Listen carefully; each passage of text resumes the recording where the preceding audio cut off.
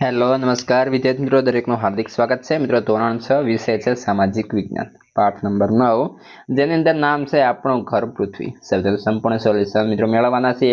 તે પહેલા ચેનલમાં નવા છો તો મિત્રો ફટાફટ ચેનલ સબસ્ક્રાઇબ કરી તમારા મિત્રોને પણ વિડીયો શેર કરી દેશું. મિત્રો જોઈએ પ્રશ્ન નંબર 1. નીચે આપેલા પ્રશ્નોના વિકલ્પોમાંથી યોગ્ય વિકલ્પ પસંદ કરીને ઉત્તર લખવાના છે. પહેલો છે હું સૂર્યની સૌથી નજીકનો ગ્રહ છું, તો આવશે બુધ. બીજું છે 0° અક્ષાંશ વૃત્ત કયા નામે ઓળખાય છે? ઓપ્શન સી વિષુવવૃત્ત. ત્યારબાદ વિકલ્પ નંબર 3, 23.5 ઉત્તર અક્ષાંશ અને 66.5 ઉત્તર અક્ષાંશ વચ્ચે કયો કટિબંધ આવેલો છે? તો મિત્રો સમશીતોષ્ણ. પ્રશ્ન 4, હું મારી ધરી પર 23.5 નો ખૂણો બનાવું છું, તો પૃથ્વી. 23.5 છે મિત્રો નમેલી છે. વિકલ્પ 5, સૂર્યનો ક્રાંતિ વૃત્ત વિષુવવૃત્તને વર્ષમાં કેટલી વાર છેદે છે? તો 2 વાર, એટલે કે ઓપ્શન બી સાચું બનશે. પ્રશ્ન વિકલ્પ 6, કોના અંતરાળથી પૃથ્વી પર સૂર્યગ્રહણ જોવા મળે છે? તો મિત્રો ચંદ્રના અંતરાળથી. પ્રશ્ન 2, મને ઓળખી ઉત્તર લખો. પહેલું છે મને ભીમકાય ગ્રહ પણ કહે છે, તો તેને કહીશું મિત્રો ગુરુ ભીમકાય, મતલબ મોટો.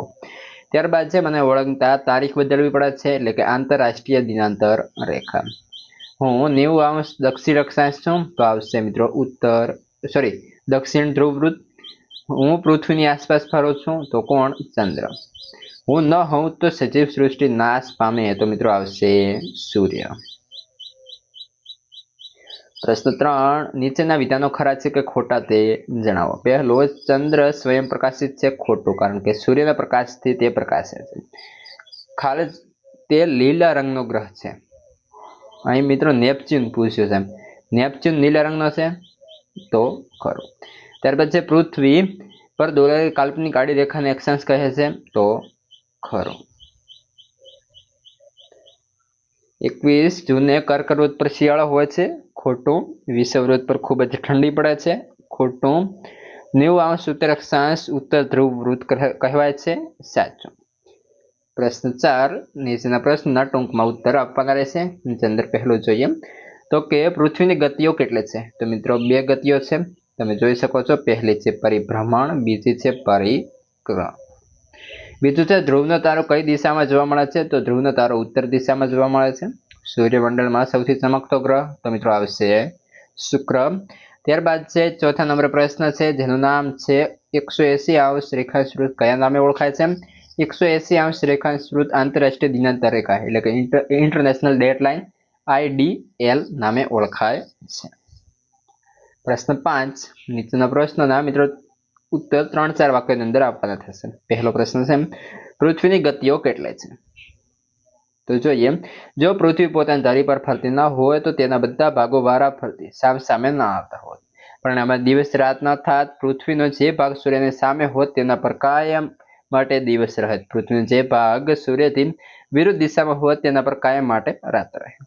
ત્યારબાદ આગળ છે જેને પ્રશ્ન 2, અક્ષાંશ વૃત્ત અને રેખાંશ વૃત્ત એટલે શું? અક્ષાંશ વૃત્ત તો કે પૃથ્વીના ગોળા પર દોરેલી આડી કાલ્પનિક રેખાઓ અક્ષાંશ વૃત્ત કહેવાય છે. રેખાંશ વૃત્ત તો કે પૃથ્વીના ગોળા પર દોરેલી ઊભી કાલ્પનિક રેખાઓ, જેને આપણે રેખાંશ વૃત્ત કહીએ છીએ. આ જે છે શબ્દ ચેકી નાખશો. પ્રશ્ન 3 છે ફેબ્રુઆરી માસમાં ક્યારેક 29 દિવસ હોય છે, અથવા તે ઉપરાંત વિધાન છે રેખાંશ વૃત્ત કહેવાય છે, સમજાવો. તો જોઈએ લીપ વર્ષ કોને કહેવામાં આવે છે? તો જોઈએ ઉત્તર, પૃથ્વીનો 1 વર્ષ 365 દિવસ અને 6 કલાકનો હોય છે. 6 કલાક એટલે કે દિવસનો ચોથો ભાગ. ચોથા ભાગની ગણતરી કરવું અગવડ ભર્યું હોવાથી 365 દિવસે વર્ષ પૂરું કરવામાં આવે છે. બાકી બચેલા 6 કલાકને દર 4 વર્ષે ફેબ્રુઆરી મહિનામાં 1 દિવસ વધારીને, એટલે કે 28 ને બદલે 29 દિવસ કરીને સરભર કરવામાં આવે છે. આથી ફેબ્રુઆરી મહિનામાં ક્યારેક, એટલે કે દર 4 વર્ષે 29 દિવસો હોય છે, તે વર્ષને લીપ વર્ષ કહેવાય છે. પ્રશ્ન 4, કયા ગ્રહો આંતરિક ગ્રહો છે? તો બુધ, શુક્ર, પૃથ્વી ને મંગળ આંતરિક ગ્રહો કહેવાય છે. ત્યારબાદ ગુરુ, શનિ, યુરેનસ અને નેપચ્યુન એ બાહ્ય ગ્રહો છે મિત્રો. પ્રશ્ન 5, ઉત્તરાયણ એટલે શું? તો કે 22 ડિસેમ્બરથી સૂર્યના સીધા કિરણ મકર વૃત્તથી ખસીને ઉત્તર તરફ, એટલે કે વિષુવવૃત્ત તરફ પડવાના શરૂ થાય છે, જેને ઉત્તરાયણ કહે છે. પ્રશ્ન 6, ટૂંક નોંધ લખો ચંદ્રગ્રહણ. ચંદ્ર અને સૂર્ય તરફથી પ્રકાશ મળે છે, તેથી ચંદ્ર તરફ જતા સૂર્યના કિરણોની વચ્ચે પૃથ્વી આવે છે, ત્યારે પૃથ્વીના એટલા ભાગનો જે પડછાયો છે અહીં આવશે, એટલા ભાગનો પડછાયો ચંદ્ર પર પડે છે. ચંદ્રનો એ ભાગ આપણને દેખાતો નથી, જેને ચંદ્રગ્રહણ કહેવાય છે. ચંદ્રગ્રહણ માત્ર પૂનમની રાત્રિએ જ થાય છે. સૂર્યગ્રહણ. સૂર્યગ્રહણની વાત કરીએ તો કે સૂર્ય ગ્રહો, ઉપગ્રહો, લઘુગ્રહો, ધૂમકેતુઓ, ઉલ્કાઓ વગેરેના સમૂહને સૂર્યમંડળ કે સૌર પરિવાર કહેવામાં આવે છે. સૂર્યમંડળમાં બુધ, શુક્ર, પૃથ્વી, મંગળ, ગુરુ, શનિ, યુરેનસ અને નેપચ્યુન એમ 8 ગ્રહો છે. આ બધામાં મંગળ, બુધ આ ગુરુ છે. શુક્ર અને શનિને પૃથ્વી પરથી નરી આંખે જોઈ શકાય છે, જ્યારે યુરેનસ, નેપચ્યુન શક્તિશાળી દૂરબીનથી જોઈ શકાય છે. આ બધા જ ગ્રહો લંબ વર્તુળાકારે સૂર્યની પ્રદક્ષિણા કરે છે. સૂર્યમંડળના બધા જે ઉપગ્રહો ગ્રહોની આસપાસ ફરે છે, પૃથ્વીને એક ઉપગ્રહ છે. ગુરુ, શનિ, યુરેનસ, નેપચ્યુન અને મંગળ 2 કે તેથી વધારે ઉપગ્રહો ધરાવે છે. અહીં નેપચ્યુન છે, જ્યારે બુધ અને શુક્રને એકેય ઉપગ્રહ નથી. ઓકે, મંગળ અને ગુરુના ગ્રહ વચ્ચે નાના કદના અસંખ્ય લઘુગ્રહો આવેલા છે. પ્રશ્ન 3 કટિબંધો. તો મિત્રો તમે જોઈ શકો છો આકૃતિ. તે દરમિયાન જે પ્રકાશની ગરમી મળે છે તેના આધારે આપણે જે છે કટિબંધોને પહેલો જોઈએ ઉષ્ણ કટિબંધ, ત્યારબાદ સમશીતોષ્ણ અને શીત કટિબંધ. ઉષ્ણ કટિબંધની વાત કરીએ તો મિત્રો સૌ પ્રથમ છે ઉષ્ણ કટિબંધ. 23.5 ઉત્તર અક્ષાંશથી 23.5 દક્ષિણ અક્ષાંશ વચ્ચેનો આવેલો વિસ્તાર ઉષ્ણ કટિબંધ કહેવાય છે. ઉષ્ણ કટિબંધના વિસ્તારમાં 12 માસ સૂર્યના કિરણો સીધા પડે છે, તેથી આ વિસ્તારમાં પ્રકાશ અને ગરમીનું પ્રમાણ સામાન્ય રીતે 12 માસ વધારે રહે છે. આગળ છે સમશીતોષ્ણ કટિબંધ. બંને ગોળાર્ધમાં 23.5 અક્ષાંશથી 66.5 અક્ષાંશ વચ્ચે આવેલો વિસ્તાર સમશીતોષ્ણ કટિબંધ કહેવાય છે. આ વિસ્તારમાં સૂર્યના કિરણો બહુ સીધા કે બહુ ત્રાંસા પડતા નથી, તેથી આ વિસ્તારમાં પ્રકાશની ગરમી આખું વર્ષ મધ્ય પ્રમાણમાં રહે છે. ત્યારબાદ છે આગળ શીત કટિબંધ.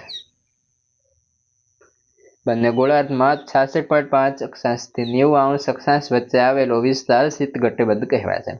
આ વિસ્તારમાં આખો વર્ષ સૂર્યના કિરણો અત્યંત ત્રાંસા પડે છે, તેથી અહીં પ્રકાશ અને ગરમીનું પ્રમાણ 12 માસ ઘણું ઓછું રહે છે. ધ્રુવ તરફના પ્રદેશોને શિયાળાના અમુક વિસ્તારોમાં સૂર્યનો પ્રકાશ મળતો ન હોવાથી એ પ્રદેશોને ગરમી મળતી નથી.